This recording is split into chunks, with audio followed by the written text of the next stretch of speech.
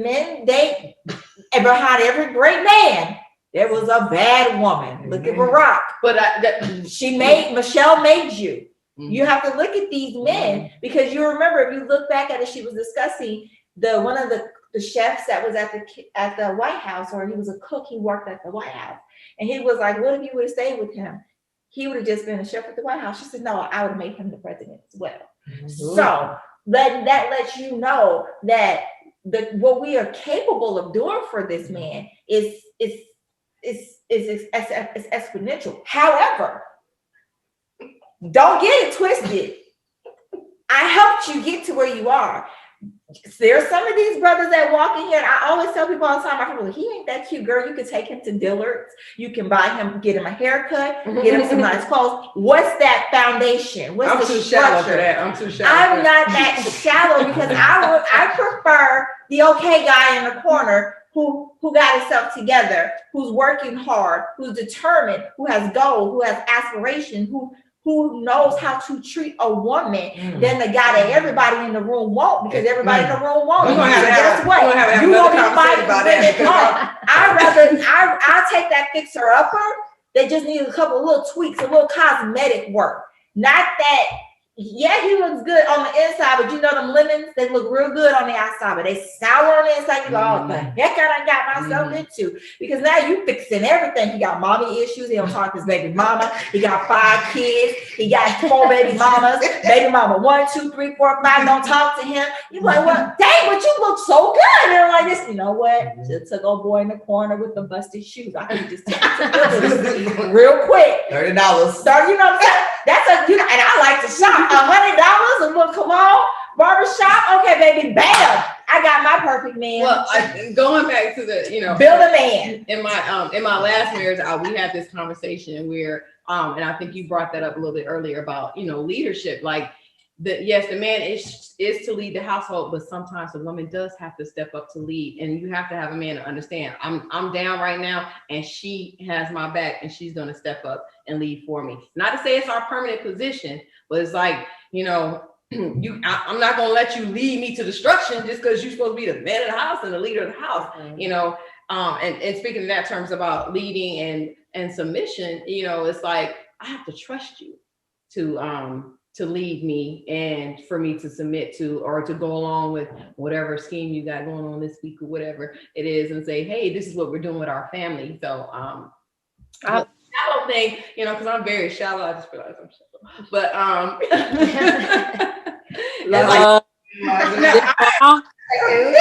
what happened? I'm just I remember, it's just so funny you said that, because I remember my mom. She said, hey, this guy at UPS, he got a good job. I want you to meet him, blah, blah, blah, blah. I was like, okay, Mom, whatever. Met the guy. I was like, Mom, I'm 20 years old. I ain't that old. I got to settle. I ain't got to settle. He got a pension. I don't care. I got own money. I pay my own bills. I'm like, I don't have to settle. No, ma'am. We're not doing that. But, it is a balance of what you pick, and I think that's another conversation for another time, how women allow men to grow on them and men don't do the same. So, but that's we're always auditioning for them. Yeah. However, like I said, we're not supposed to, because the Bible says the man is supposed to show and prove that he is worthy of a wife. So why are we out here trying to? Because that's audition for society. Because society. We have to change that as women. Like I said before, I don't want the guy that got other girls are flocking to. I will take brother in the corner. Yes, he may need some new jeans. Yes, he may need a new shirt, but the foundation there, shopping out the core. Not on my guy, babe. I saw this really nice shirt at the store. You should go get you some. You want me to place you an order? You want to go pick it up? Oh, okay. You know what? We're gonna. You want to go? Let me come with you. Let's go together. Wait. You smell? Okay, it's Valentine's Day. Buy some cologne. Red Star. Yeah. That's so funny, because I completely and totally agree again with Raquel, because I was talking on the phone with my girlfriend the other day. We was watching, we have both watched Sylvie's Love on Amazon.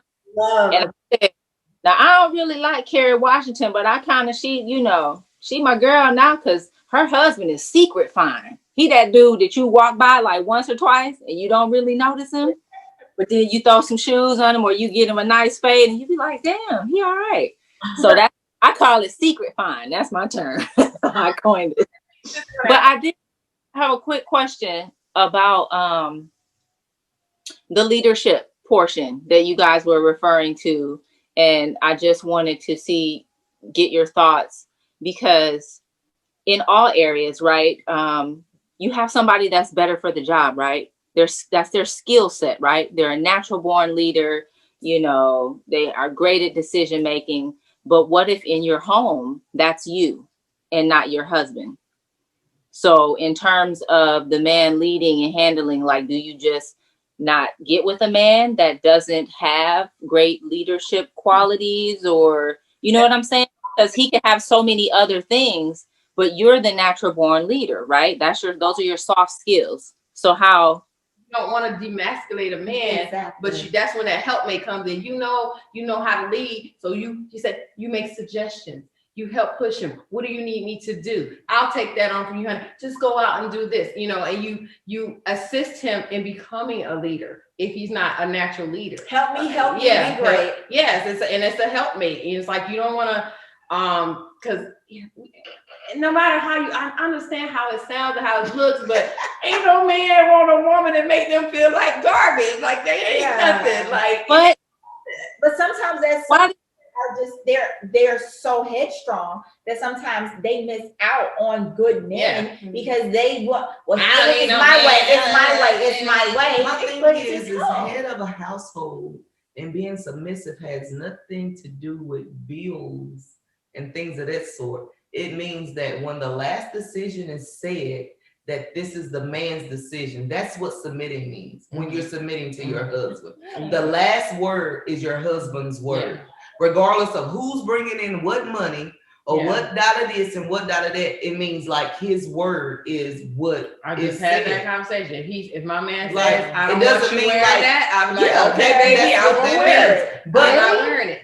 But my thing is like, if he's uncomfortable with me, he makes the decision for the household, in my opinion. But he's making a decision for the household as with the greater good for everyone. Yeah, and that's why you have to help, baby. Put your suggestions in it. I need you to listen to me. I don't need you to just go out here and make a decision and then come back and say, "Oh, I made this decision. It messed up. Now we gotta fix it." But we didn't make the decision.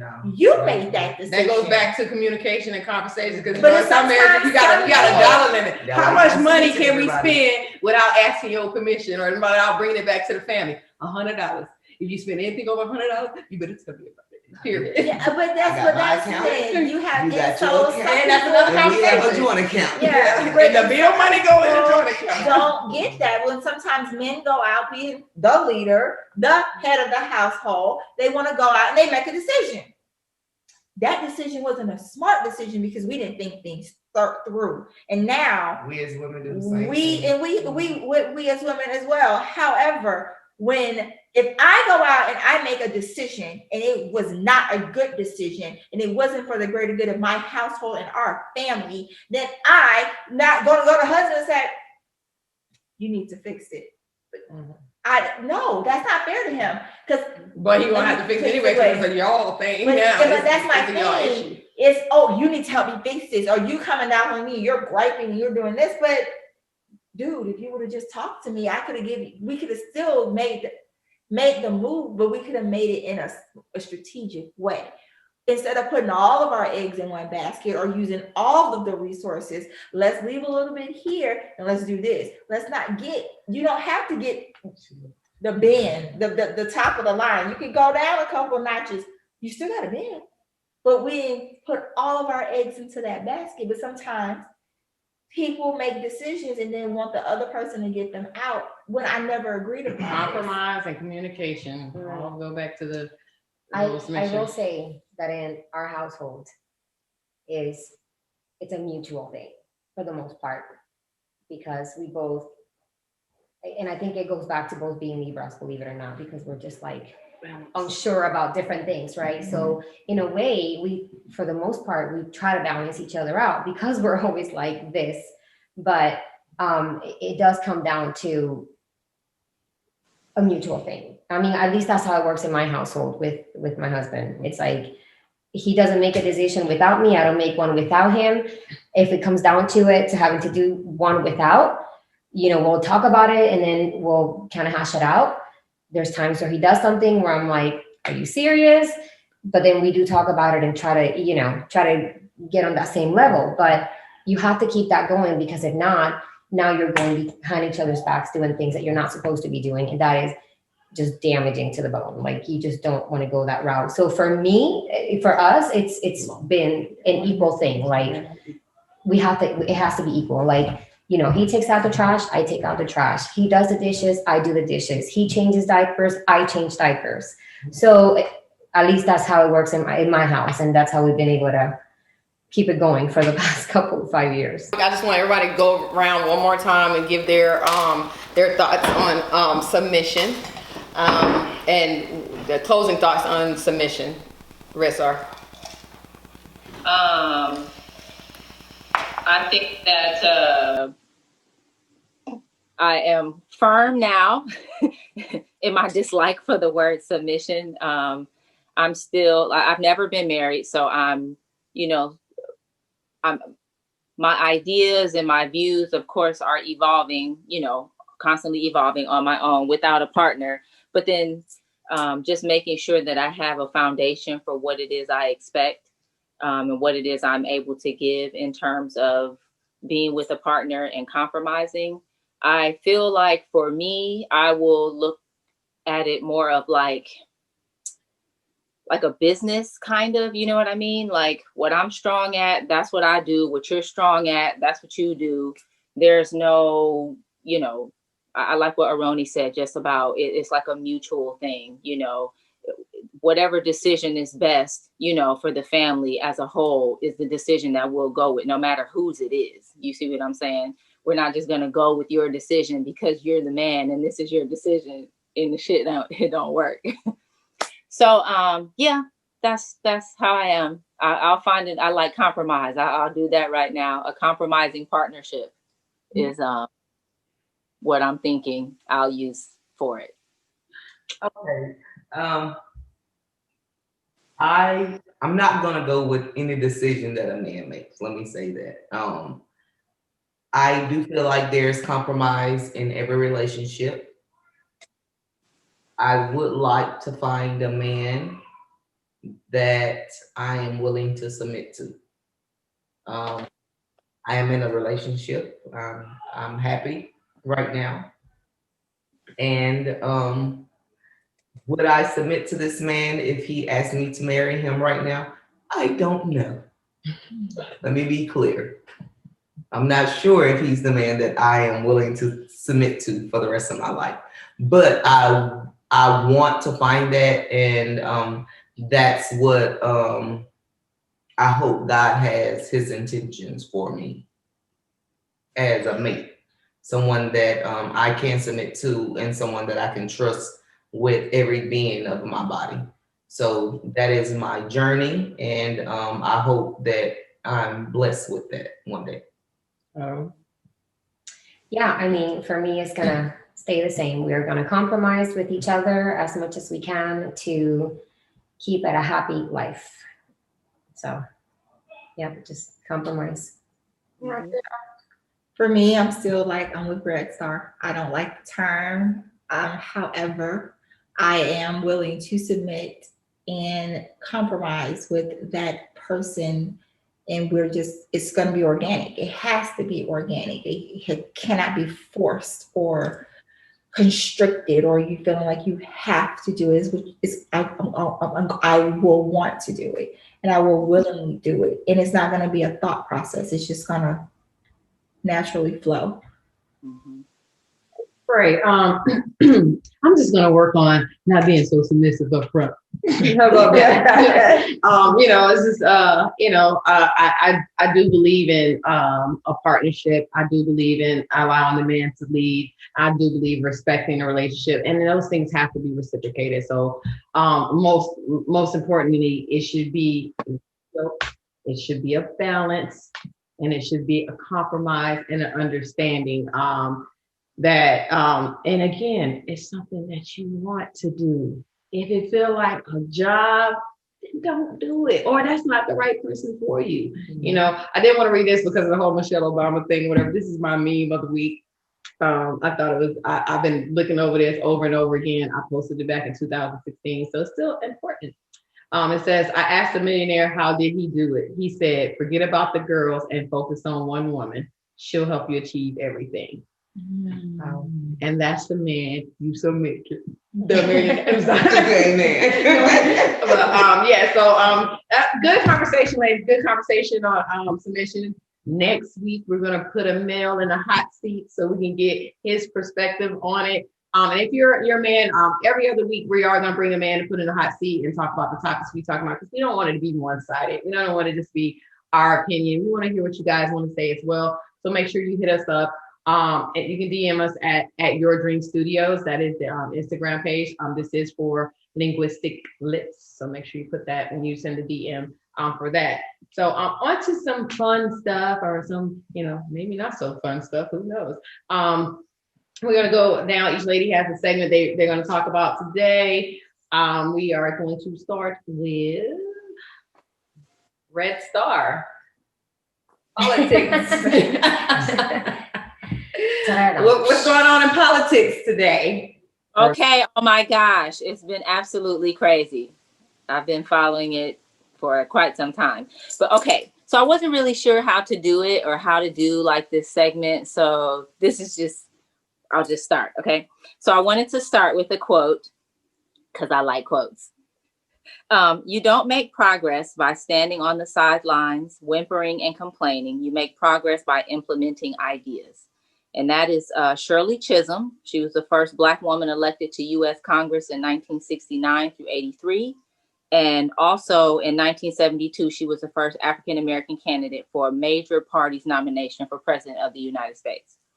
Okay, so that's that.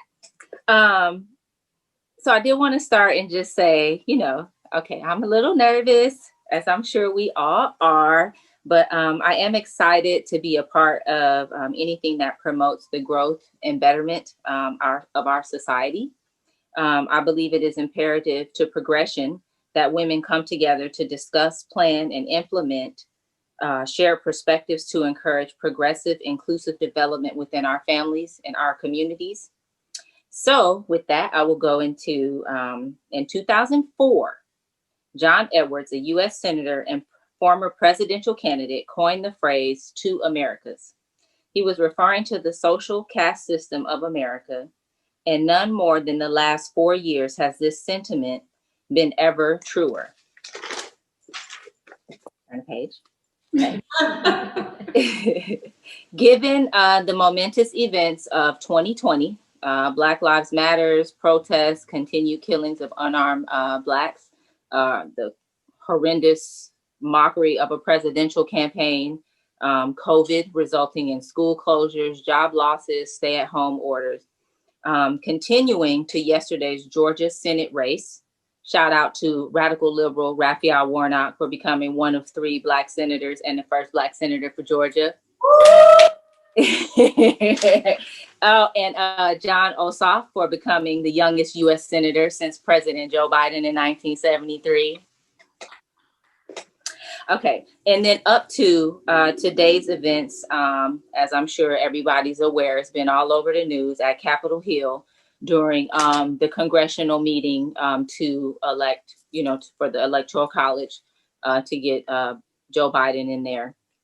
It's I feel like the two Americas is never it's so evident right now, and we really have to come together and amongst ourselves, within our communities, to just really spark some change and make sure that everybody's aware of what's going on. There are so many grassroots campaigns and organizations that are started to make sure that people are aware. So what I wanted to do is, I realized maybe a couple months ago, like I was talking to one of my girlfriends and we were talking about, left wing, right wing, social, all these other things. So what I wanted to do, in addition to just touching on those little things, is just kind of go over what some of these things mean, because I realized I was like talking about it and I didn't know what right wing meant, right? I didn't know what left wing meant. I didn't know what a centrist was, or none of it. So I thought it would be, let me see. I think that was it.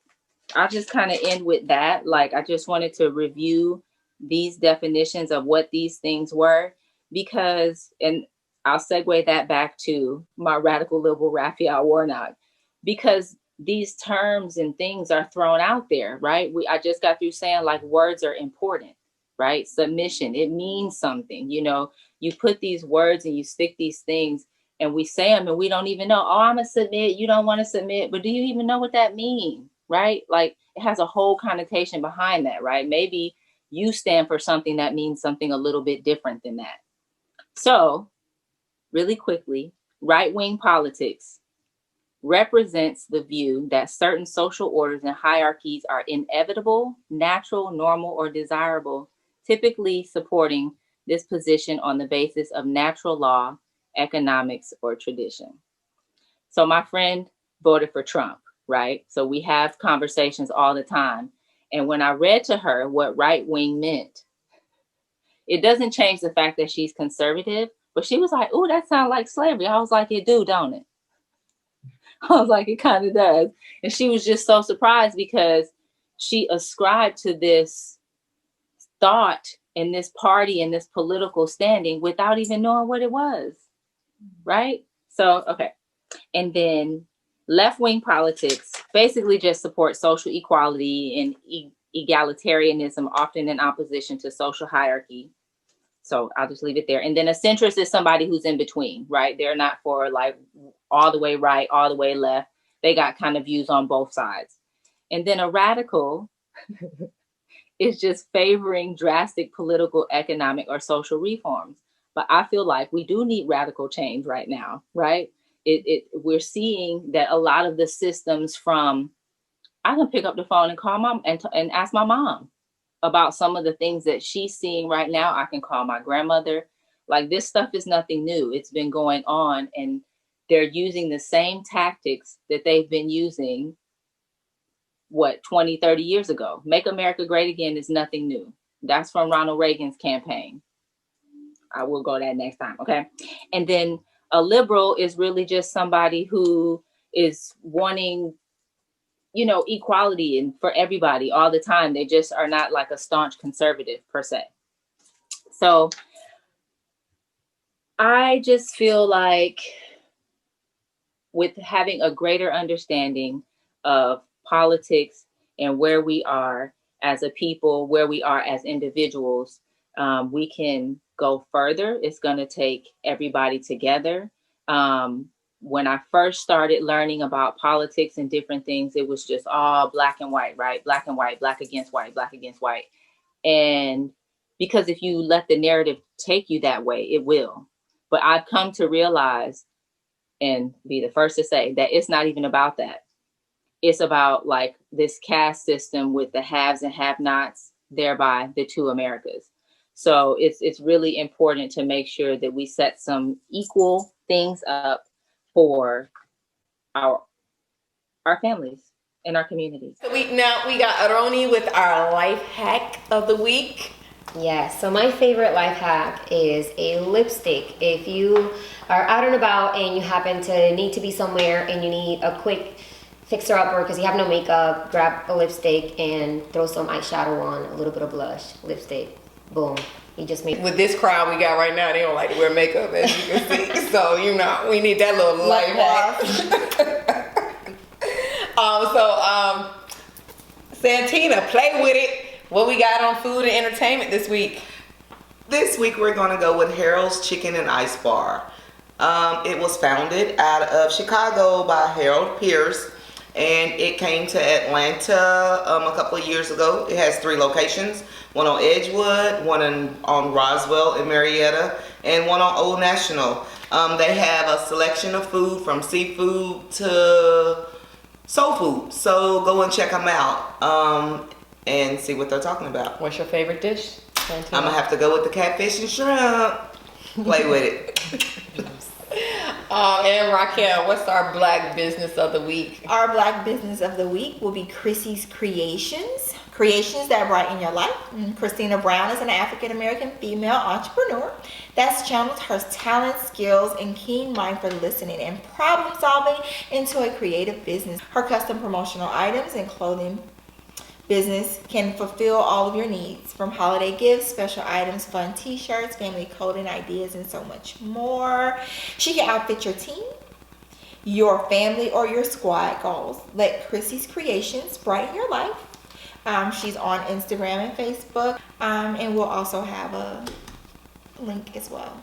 So yes, thank you guys for stepping in with us. So if you know a Black business, restaurant, anything that you want to discuss, a life hack you want to send our way, just let us know. You can DM us.